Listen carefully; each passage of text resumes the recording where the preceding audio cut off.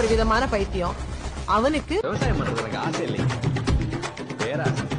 ஊரக்கா பத்திர பேர்வாயின்னு தெரியுமா? 3 வேளை பசி எடுக்கும் போது சாப்பாடு ஞாபகம் வர நமக்கு அத விவசாயம் படங்களோட ஞாபகம் என்னைக்காவது வந்திருக்கா? ஒரு நாள் விவசாயி கூட இருந்து பாருங்க, அப்ப தெரியும் விவசாயம் இருக்கிறது எவ்வளவு கஷ்டம். இதெல்லாம் கவனிக்க சிட்டில இருக்கிற உங்களுக்கு நேரம் உழைப்பு எவ்வளவு.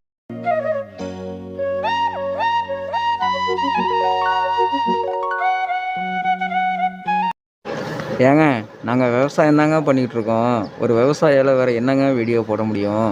உங்களுக்கெல்லாம் இந்த வீடியோலாம் விவசாயி போடுற வீடியோ பிடிச்சிருந்தாக்க ஒரு லைக் பண்ணுங்கள், இந்த சேனலை வந்து சப்ஸ்கிரைப் பண்ணிங்க. தேங்க்ஸுங்க.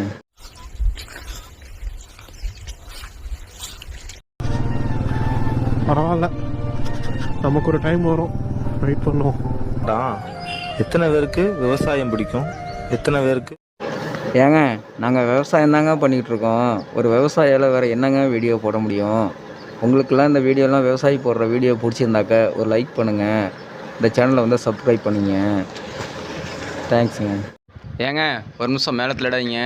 ஒரு விவசாயியால் வேறு என்னங்க வீடியோ போட முடியும்? நிலங்களில் விளைஞ்ச எல்லாமே தாங்க வீடியோவாக எடுத்து போட முடியும். உங்களால் முடிஞ்சால் ஒரு லைக் பண்ணுங்கள், சப்ஸ்கிரைப் பண்ணுங்கள் நம்ம சேனலை. தேங்க்யூ. இருக்கிறேன், யூஸே போக மாட்டேங்குதுப்பா. பரவாயில்ல, நமக்கு ஒரு டைம் வரும். தெரியுங்க. நீங்க ஒரு நிமிஷம் மேல தள்ளிடாதீங்க. நீங்க சாப்பிட்ற உணவை வந்துட்டு விவசாயி எவ்வளவு கஷ்டப்பட்டு உற்பத்தி பண்ணி கொடுக்குறான்னு சொல்றத உங்களுக்கு தெரியுமாங்க?